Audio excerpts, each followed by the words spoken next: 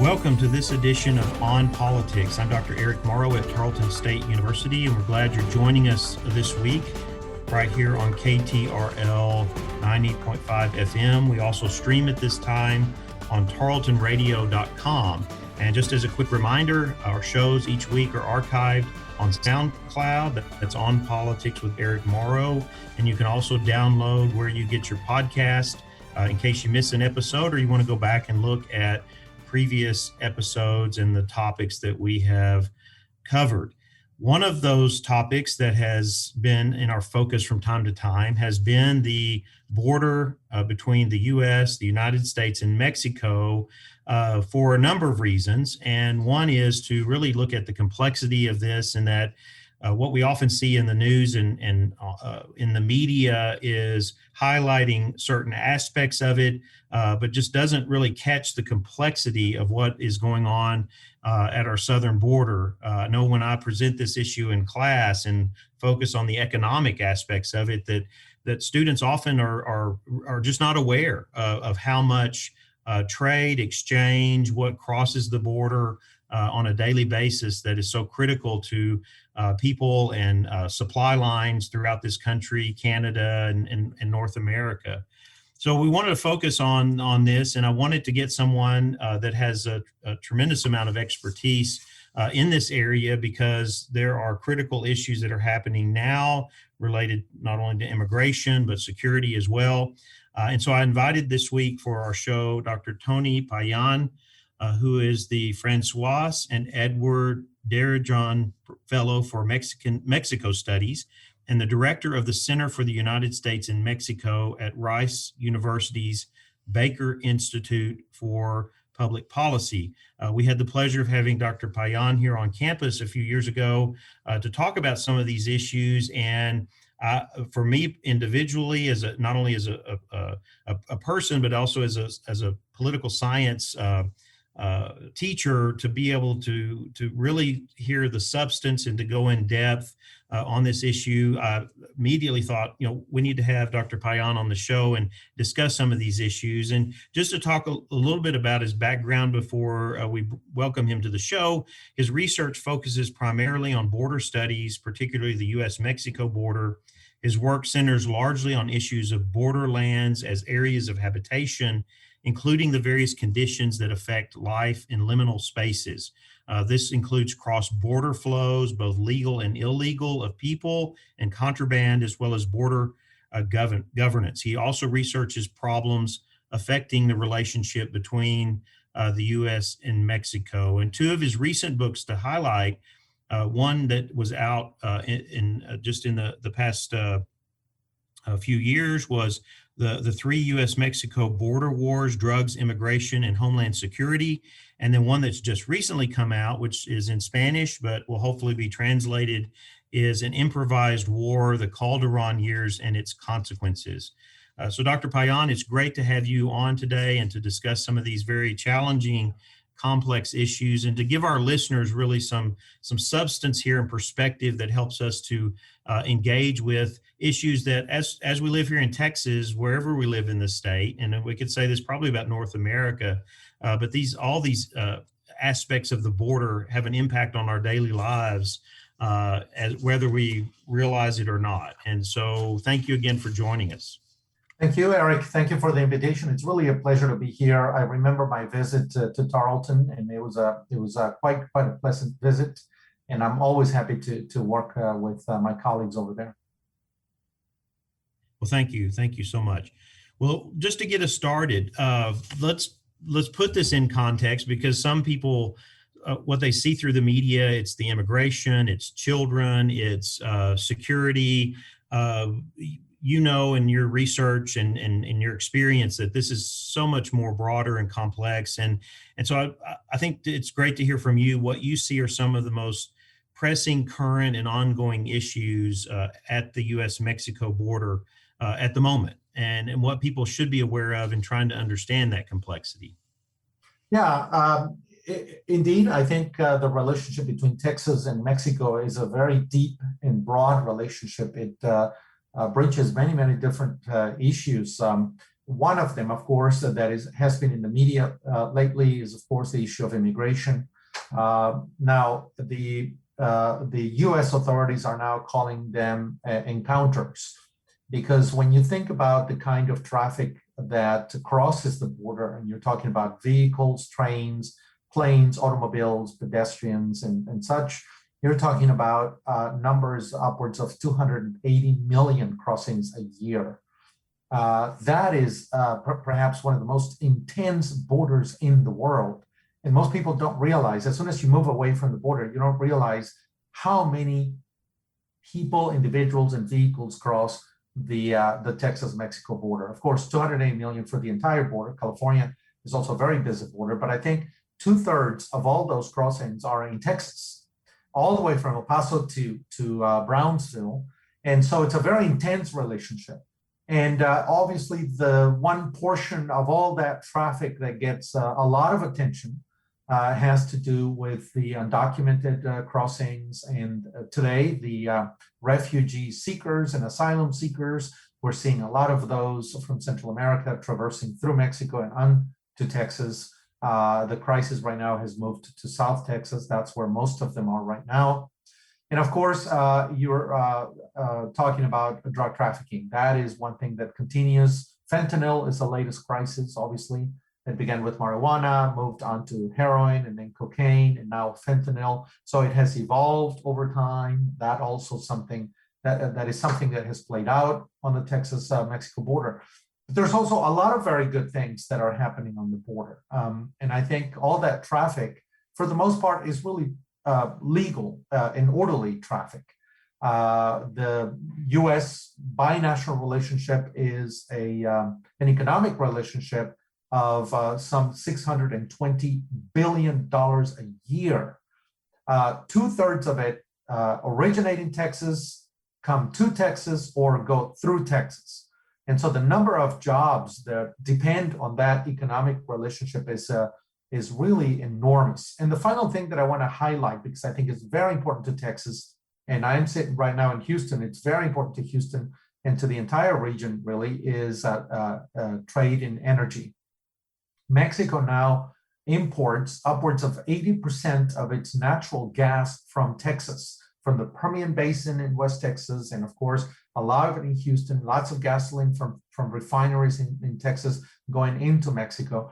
And that there's really just an enormous amount of infrastructure that is now crossing the border to fuel Mexico's manufacturing industry and its needs for energy. So the integration of energy, I think, is one of the most untold stories.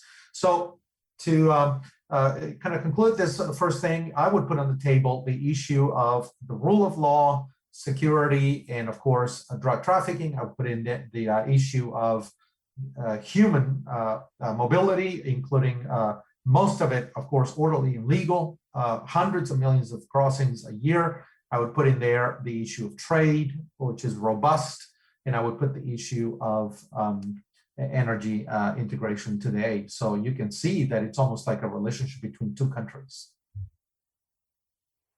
Yes, I've often thought that knowing the history, a little bit of the history of the border, and being that it's been more in modern times that it's been as restricted, and as it is being open for much of the history of Texas, and how that impacted the development of culture and so forth, that complexity is still kind of represented today in all of these issues that you see. And I think that's one of the challenges that we see that's thrown into that mix is now we've had a change in presidential administrations. We with Joe Biden coming into office following the Trump administration, and thus either different or similar approaches. I think this is the question I wanted to ask you, is that in this mix of transition, what has gotten kind of caught up in that is either here are things that are held over from the Trump administration that the new president and his administration is trying to change, or are there issues that they just they're still in their first 100 days, they've just not been able to get a handle on at this point? That is a really interesting question and very, very current. And there is a definite difference in the binational relationship between the Trump administration and now the Biden administration. Many of us, before President Trump took office, anticipated a very, very difficult relationship between Mr. Lopez Obrador, Mexico's president, and President Donald Trump, because both of them exhibited kind of a penchant for nationalism, America first, and of course, Mr. Lopez Obrador exhibited a kind of a natural suspicion of U.S. Actions vis-a-vis Mexico, and lots and lots of, doubts about the goodness of capitalism and the goodness of the markets and the private sector and so on. So we thought that it was going to be a very rough relationship. Surprisingly, though, they found in each other sort of kindred spirits. And Mr. Lopez Obrador, very early on, began to show a certain respect for Mr. Trump's approach. Of course, Mr. Trump was not that interested in the complexity of the relationship. I think it was a more simple approach by national issues, and I think that's where he was. And Mr. Lopez Obrador found a way to establish some communication channels, political diplomatic channels, straight out to the White House and deal with that. So a lot of the relationship was managed at that time by Jared Kushner, and there was a kind of a one-to-one communication, White House to National Palace in Mexico. And that was surprisingly smooth. And they collaborated on a lot of things. And of course, Mr. Trump got Mr. Lopez Obrador to aid with stemming the flow of refugees and migrants by deploying the Mexican National Guard to the Mexican-Guatemalan border. And so it was very surprising to many of us how they found some sort of accommodation. It didn't necessarily resolve the big issues and the big problems. Drug trafficking was still going on. People were still coming to the border. Trade was still happening. But for some reason, they found some sort of personal, president-to-president kind of accommodation. And we thought, okay, once Biden takes office, I think things are going to get slightly better. Biden is a more institutional individual. Biden is a person that's more given to formal channels. He has a bigger picture of the binational relationship. And yet, what we are finding now is that they're not getting along. Mr. Biden and Mr. Lopez Obrador don't see eye to eye on almost anything. And I think Mr. Lopez Obrador made a mistake. He didn't recognize Mr. Biden's electoral victory until the very last minute, middle of December, practically. And he made all kinds of excuses for not doing so. And then, of course, Mr.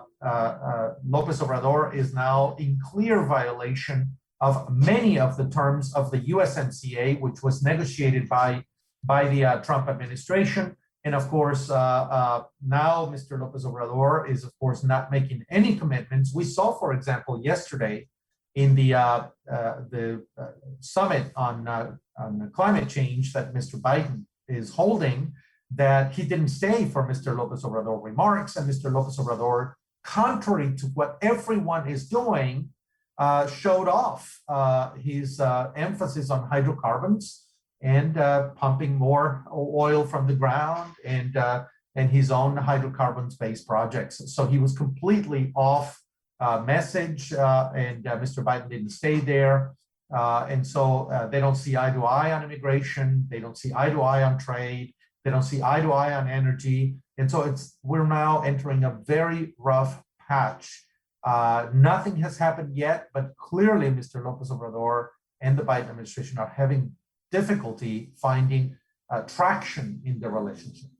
So this really leads into another question of one, on our part, how many people really understand how many of these challenges or certain issues are connected to what is happening in Mexico and other countries in Central America, which we, on average, we sometimes tend to ignore, in the sense of, okay, well, here's a problem we have in our own country, not thinking that, okay, there are things going on in other countries that are leading to some of these challenges that leaders, our president and others have to look at.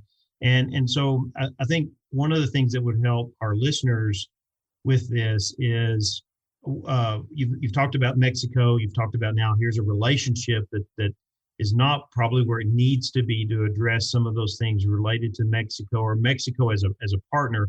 What are other issues that we see that are creating some of these challenges or have in the past and maybe continue to persist? And I know one of the aspect of this has been how presidential administrations and in U.S. foreign policy they've approached relations with other Central American countries. How are we either contributing to resolving some of these problems or not? And I didn't know where you saw that at the moment now, especially in this transition of presidents. Yes, one of the things that I think we need to understand and to know is that Mexico has got to rank among the top 5 relationships for the United States. Earlier in our conversation, you mentioned the incredible cultural, linguistic, and historic ties between the two countries. And Texas is no exception. 35 to 40% of Texans are Hispanic, and of course, most of them are of Mexican origin, and many of them have been here for generations. So clearly, there are some very strong ties between the two countries. It hasn't always been an easy relationship. I mean, there are some things, there's a lot of work to be done. And so I think one of the things that two governments have to do is to find ways to collaborate and to work together. Immigration is one of them. I would say that right now, most of the headlines are being occupied by immigration. And I say that Mexico has to be at the top because Mexico is, if you think about it, a source of a lot of opportunity and wealth for many Texans and many Americans. It's obviously something that's been there for a very long time, but it's also a source of a lot of problems. Not just the drug trafficking that we mentioned, not just the undocumented immigration, but also the business opportunities in investment, in energy and trade, and the kind of prosperity that the binational relationship elicits. And I think we're to think about that combined and find ways to collaborate on both. Right now, also, Mexico obviously constitutes the #1 route for many of the negative things that come to the United States. Drugs from Central and South America is obviously one of the big issues. Fentanyl coming from Mexico. A lot of the fentanyl is done with precursor chemicals coming to Mexico from China, from Asia. And then they get transformed into drugs in Mexico, and then they make their way to the border, and then they cross into the United States. So there's obviously a long chain that the two countries need to look at and cooperate on. In the issue of immigration, for a while, I think most of the immigration that was coming to the United States was from Mexico. And I'm talking about undocumented immigration. We may remember the 80s, the 90s, even into about 2007.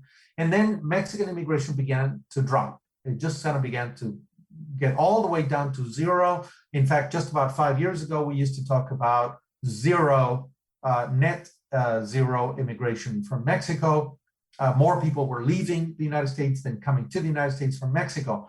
But at the same time that Mexican immigration went down, I think Central American immigration started picking up. And for the last 20 years, it's been picking up. And at some point, it was most of the undocumented immigration. Now, how do Central Americans make it to the United States? Through Mexico. So clearly, there are routes that are well established. There's organized crime behind these Central Americans moving through Mexico, trekking north, coming up to the border. More recently, of course, we saw the caravans, the caravanization of immigration. And the U.S. has to deal with it, and it has to elicit Mexico's cooperation on immigration. And so there's that pending issue. That, by the way, has been a major issue for the Obama administration, for the Trump administration, and also for the Biden administration. That is the one thing that I could say has dogged every single of these 3 administrations. And without Mexico's collaboration, it's very difficult. When these immigrants are at our border, it's too late. It's almost too late. And so the strategy has to be a strategy of detaining these, stemming these flows all the way to Central America, and of course, establishing, and I think correctly so, a plan for development of Southern Mexico and Central America. One more thing on this issue. Unfortunately, because Mexico has completely mismanaged its COVID-19 crisis, and its economy has collapsed by almost 10% between 2019 and 2020. what we've seen is a new uptick in Mexican migration. And so a lot of the encounters at the US-Mexico border, 42%, according to the latest numbers, are now Mexicans. So all of a sudden, Mexican migration is picking up again. Well, that can't be. We got to find a way to collaborate with Mexico, see what's going on in Mexico, that many of these areas in Mexico are beginning to push a lot of people to the north. Obviously, the economic conditions. I think 95% of all the migrants that are coming to our border are really economic migrants. That's the reality of it. And so not looking at a serious plan for regional development and managing that from an economic standpoint, I think would be a mistake. And we're going to see it over and over and over again. It's been tried before. I think the Obama administration tried that strategy before, but I don't think they did it well. I don't think they did it seriously, and I don't think they invested the right resources, and they didn't recruit the private sector. I think Biden is trying to do that. We'll see if it works. It's now in the hands of Vice President Kamala Harris. We'll see if she manages to actually come up with something that will actually work. We're speaking with Dr. Tony Payan of the Baker Institute on Public Policy at Rice University, and talking about U.S.-Mexico border issues. Texas we're both here in this state, and we know the impact of these issues on the state across, economic and immigration and so on. And of course, immigration and the security of the border is primarily the responsibility of the federal government. But this has an impact on Texas, and we've seen in budgets of the state how much resources legislature after legislature that they've had to increase in order to address that. And so this is something that impacts people in Texas. There are state revenue, state tax dollars that are going to address consequences of some of the challenges and issues. And I wanted to get your perspective on that, not so much as, again, this is a collaboration between the state and the federal government, but I think the emphasis here is that people are aware that this does have an impact on the state of Texas, both in a positive way because of the economic traffic that is just tremendous, and talking about the billions of dollars in exchange that goes back and forth on a daily basis. And if people haven't been to border towns to see how much of this goes on, I mean, you just don't have the full perspective of it that you need. But in terms of the state's role, because that's been at odds at times, with the federal government in needing, either requesting more resources, or we're having to deal with these consequences. So the federal government needs to address these issues. Where do you see that challenge right now in navigating kind of that state-federal relationship, knowing that this impact continues to increase on the state? Yeah, that's a very, very good question as well. And obviously, I've had conversations with in Austin with different members of the Texas Ledge, as well as members of the Abbott administration. And I can tell you that it's very difficult for them to understand that they need to depoliticize the relationship with Washington. In 2015, they passed a bill approving $800 million of Texas taxpayer money to deal with the border. And they did the same thing in 2017. They didn't do it in 2019, as far as I can remember. Obviously, they're dealing with the issue of immigration today. The Texas legislation, as everybody, your listeners know, meets only every other year. And they've actually taken a lot of the resources of Texans to dealing with the border. But they do it in a very limited way. They obviously give it to DPS to try to establish ways to detect immigration, human trafficking, and such. I think one of the problems that I find with the Texas government in general is that they want to eat their cake and have it too. They know and they understand the importance of Mexico to Texas and the binational relationship. And they know and they understand that much of the economic well-being produced by the binational relationship benefits Texas and Texans. And they want to have an open border. They want to have the infrastructure to ensure that trade flows and tourism and shoppers and and all that flows in an orderly way. But when it comes to specific issues like drug trafficking and human trafficking, I think that the Texas legislature and the governor's office often takes an antagonistic position vis-a-vis the federal government, and that depends on the administration, right? For example, they they were very much aligned with President Trump during his administration, and they wanted the federal government to bear down on the border and to build a wall and to stop drug trafficking and immigrants and such. And they supported the Trump administration. And now that Biden is taking a more nuanced approach in his triage work on who can come in, who's getting deported, ending the MPP program and sort of managing the immigration crisis at the border differently, the Abbott administration in Texas is obviously opposed to Washington, D.C. I think the reality is that, this is being handled at two levels that I think ought to be taken off the table. One is an ideological level. They don't see eye to eye. I think Texas has this ambivalent position towards Mexico, and I think it's very obvious in the positions that they take and when they take them. And I also think that it's very ideological. Obviously there are some fears in Texas sometimes when it comes to lots of immigrations and immigrants coming to Texas, despite the fact that immigration has been very good to Texas, not just from within the United States, but from other countries. It's becoming a very diverse state. And so I think the state government has not really done a very serious study looking at all the immigration issues and all the trade issues and all the infrastructure issues and all the public safety and security issues, and then taking them comprehensively and establishing a plan, and then taking it to Washington and agreeing on certain actions and working together on that, regardless of whether you have a Republican or a Democratic administration. I think we're still very much filtering in Texas our positions through a political lens. And that, of course, means that we're not coordinating our actions. We're not achieving what we need to achieve. And we're having trouble really working with the federal government. And I think we're going to see it under the Biden administration, especially as we enter a new electoral season in Texas. That's going to be very difficult.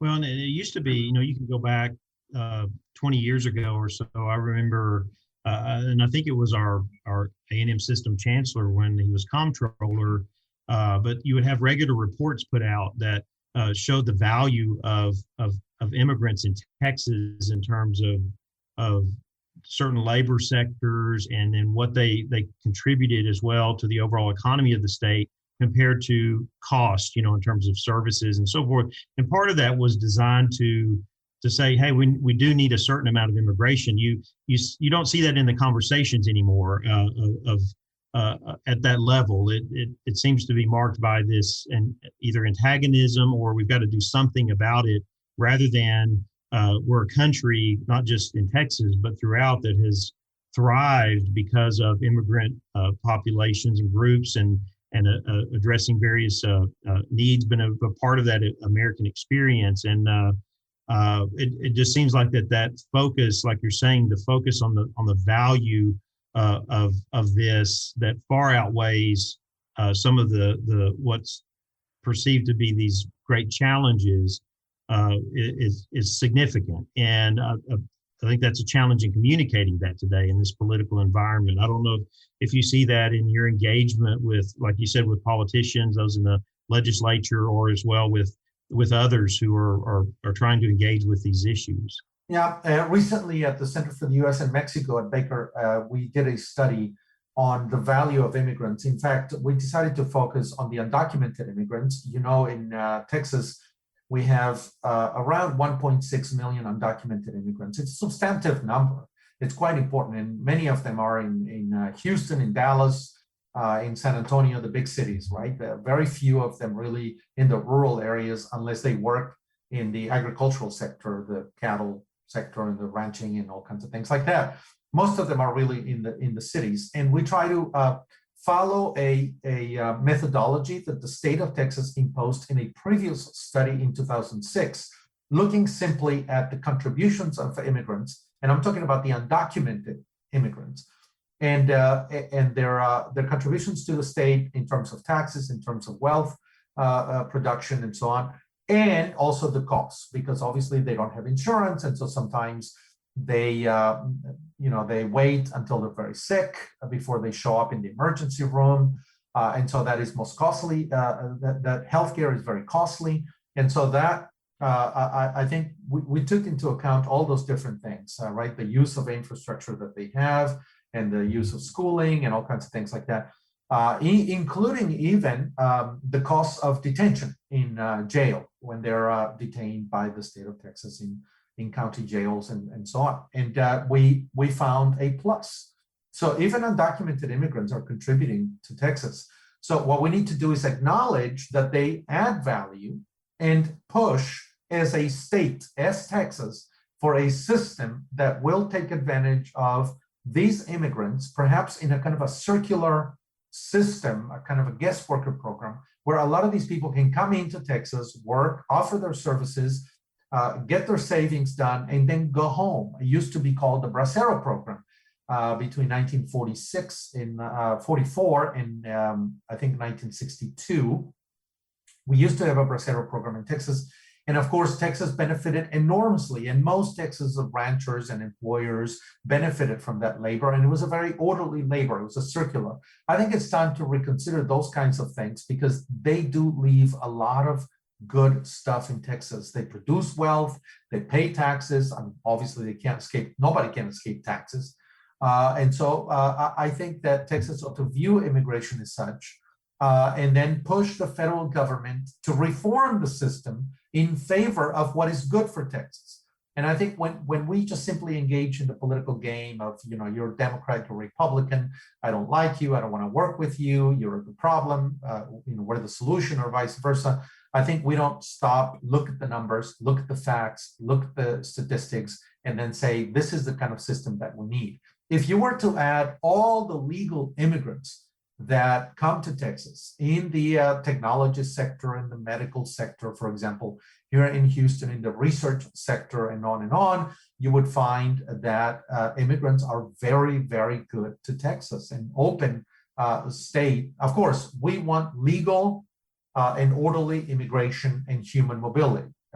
What is really the problem is that we haven't found the kind of system that will take advantage of this kind of circular migration workers coming into Texas. But in general, I think immigrants are a plus. And what Texas needs to do is define its interests and push its legislative delegation in Washington to establish a system that is good for Texas. And a lot of that labor is very good for Texas. You can talk to people in the construction sector, and they will tell you that 80% of our workers are Hispanic, 50% are undocumented.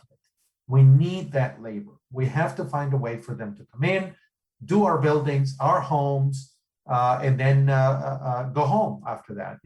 Take their earnings and go take them to their families and spend time with their families and come back next year, and so on. That is a system that we have not agreed upon, and I think it would do us Texans a lot of good if we found the way to do it. Along that lines, we mentioned the vice president and her role in relations with Mexico, President Biden in the climate change summit this past week and re-engaging there. So there are a lot of issues on the table. Of course, it's early on. We're right at almost 100 days. But do you see any policy movement in any areas related to that?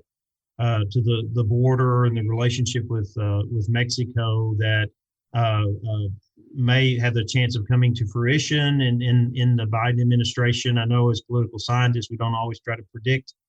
We don't try to predict the future. We study, what's happened. But I'm sure as you in your work, you're tracking some of those critical policy issues and how they might be addressed. I mean, of course, for all of us looking at immigration policy with the challenges that we've had in any kind of reform in that area, and whether that's something the Biden administration will try to tackle or not. But I didn't know if there were other areas here that you see are in the forefront that may get some attention in the months ahead. Well, unfortunately, to refer to another blog piece that I wrote on this very issue, I see a coming confrontation. And I think we saw it yesterday during the summit on climate change. Mr. López Obrador was completely, as French diplomats would say, à côté de la carte, completely off topic. You don't go to a climate change and then show off how you're building a refinery, how you are, finding more oil deposits and that you're poised to exploit them and to pump more oil and such. I mean, he was completely off. It was like the one message that was off. And of course, he has just pushed a reform on energy, which is very damaging to Texas interests when it comes to electricity and when it comes to gas and when it comes to oil and energy exchanges between Texas. I think Mr. López Obrador, at the end of the day, is also neglecting the issue of security.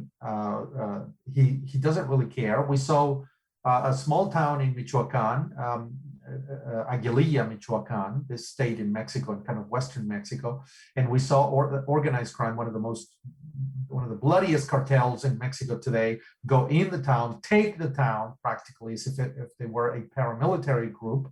We know that they're dedicated to a lot of the mafia activities, including drug trafficking. And when they took the town, the Mexican National Guard and the army withdrew from the town. They simply let them have the town because Mr. López Obrador learned the wrong lessons from the Calderón administration, the book that you mentioned earlier. And his lesson was, I don't want to confront organized crime because we saw what happened when President Calderón back in 2006, 2012, faced down organized crime. What we had is a huge rise in executions and murders and killings in Mexico. And so I don't want to do it. And in the process of not doing so, he's opening more and more spaces for organized crime. He's opening more opportunities. He's leaving more vacuums open for organized crime. That can be good for the United States. Because as Mexico withdraws from facing down organized crime, these groups are going to control more territory, more activities. There'll be more human trafficking. There will be also more drug trafficking. And of course, that ends up right here in Texas, in the state. So when you look at all these issues, from trade to energy to public safety and security to immigration, I think the Biden administration and the López Obrador administration in Mexico are in a collision course. And I think it's going to be a very rough 4 years unless Mr. López Obrador reflects a little on what his administration is not doing well and then begins to accommodate American interests. And at this point, I don't see that he even understands what he needs to do. So the very first thing that Biden is going to need to do is to send a good ambassador to Mexico. And I think that's going to be Ken Salazar, former senator from Colorado.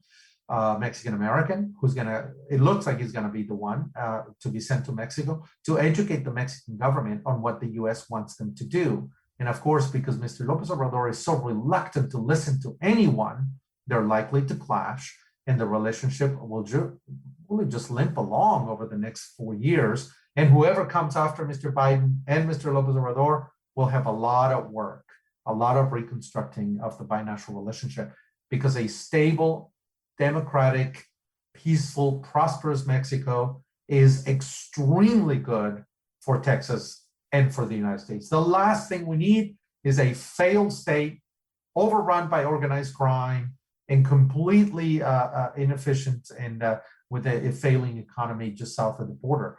If that happens, we will feel it and we will see it in Texas and the United States.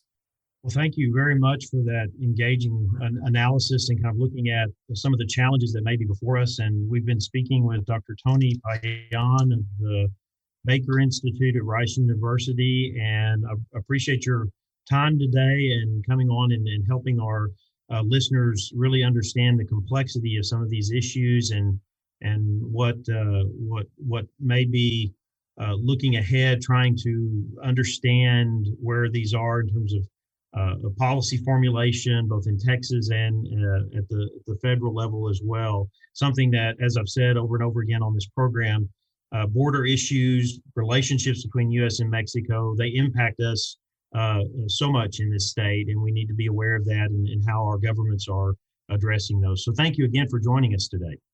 Thank you. Thank you to your radio listeners as well for paying attention to what we're trying to say. So thank you, Eric, for the invitation. Pleasure to be here. We're going to take a quick break, and then we'll be right back for more On Politics. Politics can be confusing, but On Politics with Eric Morrow has your back. Follow the show on Facebook. Search On Politics with Eric Morrow to stay up to date with the show and all the sources to follow right along.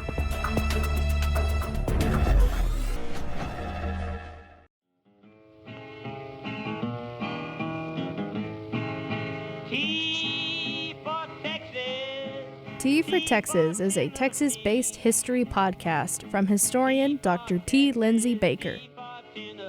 Find a new episode every Thursday morning wherever you get your podcasts.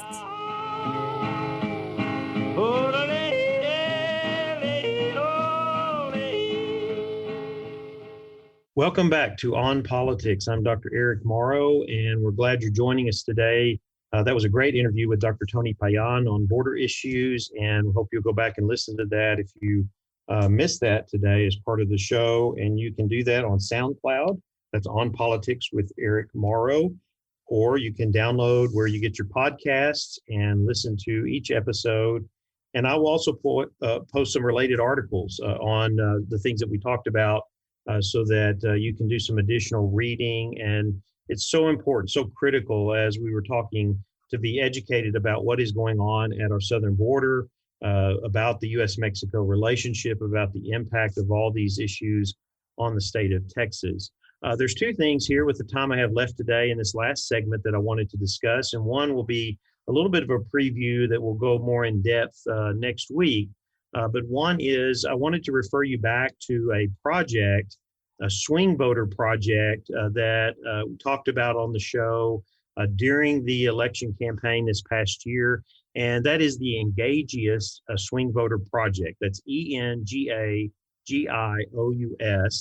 and if you go to engagious.com, you can connect with the resources they have there. And the reason why I'm pointing this out is to give attention to resources out there that help us to look at the political dynamics that are going on in our country, especially as we start now heading into a midterm election cycle. And as we talked about last week, there are people lining themselves up to run for president. There are people who are already raising money to look at that potential, which again, as we move closer to a midterm election, will become more critical in looking at what may happen in 2024. And in the world of politics, especially in our country, this doesn't stop. We have an election. We're not even through the first 100 days of the Biden administration, and there's already a focus on this. And so recently, what they do with the Engagious Project is before COVID, they were going around the country bringing groups of swing voters, people who voted one party, one election, and then a different party the next election. So moving back and forth. So this would have been Clinton to Trump voters.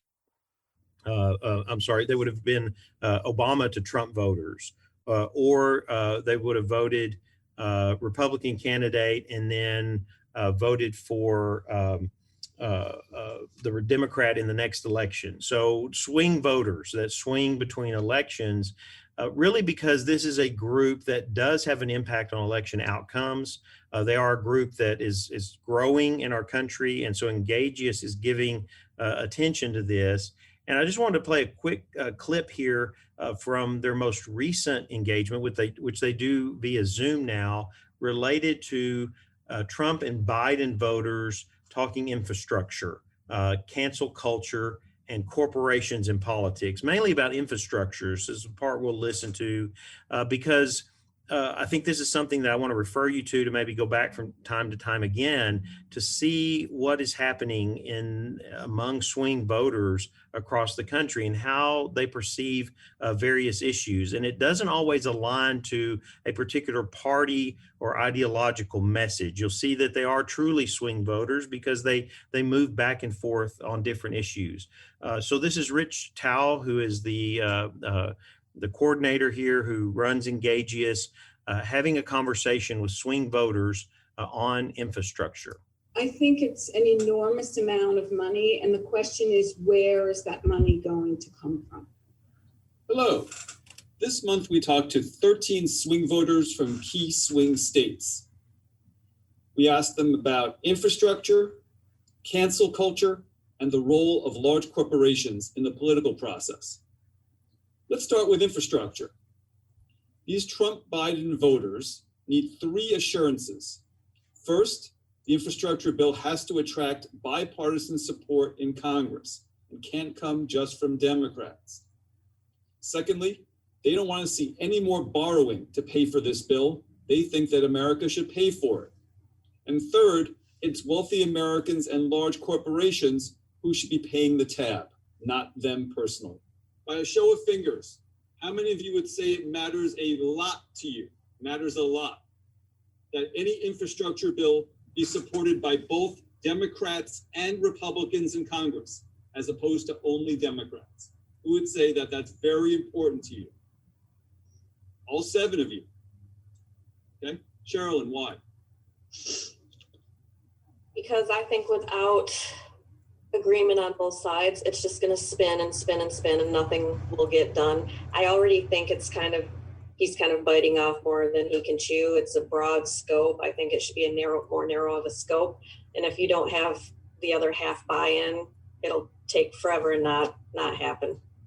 By a show of fingers, how many of you support borrowing money to pay for infrastructure? Having the government borrow money for infrastructure? Who supports that? Show of fingers. None of you. Why not? We're already in like trillions of dollars of debt. I can't support any more borrowing. Okay. Other reasons? Daniel, you were smiling when I said that. Why?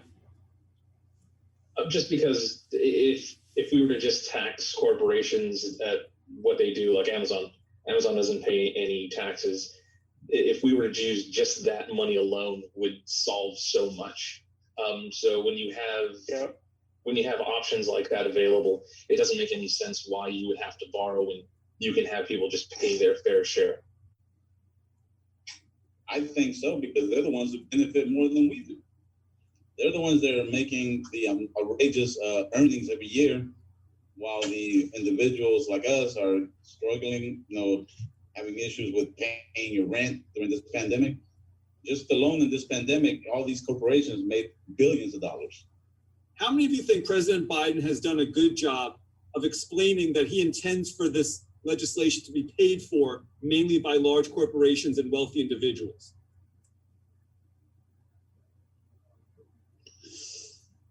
So none of you. I don't. All right, I'll stop there, but there's more on the Engagius website on a lot of different issues. And I offer this to you because it is insightful in being able to see where people are, especially voters who move back and forth that might be more engaged with specific policy issues. So this group, as he said, these are swing voters who voted for Trump in 2016. They voted for Biden in 2020. And again, these voters that move back and forth often give us insights into the electorate as a whole, and seeing what are some of the issues and concerns that are out there. So we'll come back to this some as we move forward, thinking that it is very helpful in understanding some of these critical issues as people perceive a presidential administration and what they're doing on specific issues. Before we wrap up the show today, I do want to give a little bit of attention to the laws that have been passed in Florida and Oklahoma that protect drivers who run over protesters. So these laws are creating quite a bit of stir here. They're being called Anti-Riot Laws in order to address some of the concerns about what we've seen with protests, in order to manage them, especially protests that snarl traffic, that cause issues on major roadways. Already the law in Florida is being challenged in the courts. And I think what we'll probably see out of this, because this is going to be a multi-state outcome in terms of new policies, that this most likely will wind up in the federal courts and maybe even in the Supreme Court eventually, in that we're looking at First Amendment rights here, the right of free speech. Protest has always been seen as connected to that, for people to be able to gather and to express their views. Although we've applied the laws and we've policed these things in different ways throughout our history, but what is being seen in this current political context is that it's becoming a very partisan issue, where, again, one side, just like with voting, where we were talking about, is it voting security or is it voting restriction? We're seeing this as taken two different ways, focused on, okay, riots, this getting out of hand, this creating problems for people, businesses in the area where these protests may happen if they do get out of hand, blocking of traffic and creating other challenges and issues for law enforcement.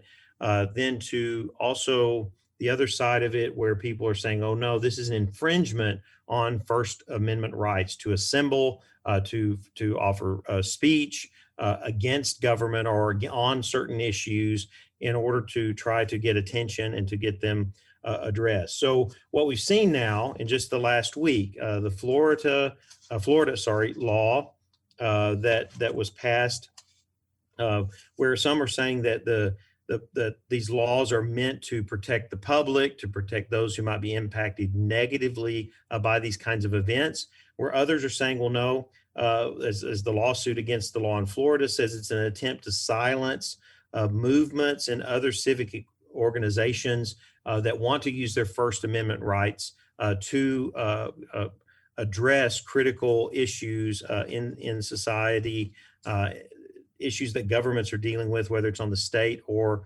the federal level. So you're getting some big players that are coming into this, that will be engaging with it, everywhere from, of course, states themselves to the ACLU to First Amendment institutes and organizations that are trying to see that this may be, they're saying, a slippery slope. We're moving down a slope here that may lead to even further restrictions on freedom of speech and freedom of assembly as governments try to address some of this. So this is something I want to get into more detail next week. I've been looking at the Florida law. I want to look at the Oklahoma one as well, and to give you more context for this, because we may also see this in Texas and in other places as well. And this may be one that will be in the forefront in the courts. So if you've not heard about this, get online, look it up. Learn a little bit about what's happening here, and something that in addition to the voter issues and what's being addressed, may be very much in the forefront of legislative bodies, but also in the media and in our courts. So I want to thank you for joining us today right here on Politics with Eric Morrow. We broadcast each week, Sunday at noon, right here on KTRL 90.5 FM and streaming on tarletonradio.com. Join us here each week for engaging interviews, issues of interest, both in Texas, in local government in the state, federal and international from time to time as well, as we try to keep very important issues, critical issues, and resources in front of you to help you be engaged with what's going on in the world around us, how government is impacting your life, policy issues that are critical and important that you need information. So that's right here on Politics each week with Eric Morrow. Thank you for joining us today. We will be on the air again next week, and we'll focus on President Biden's first 100 days.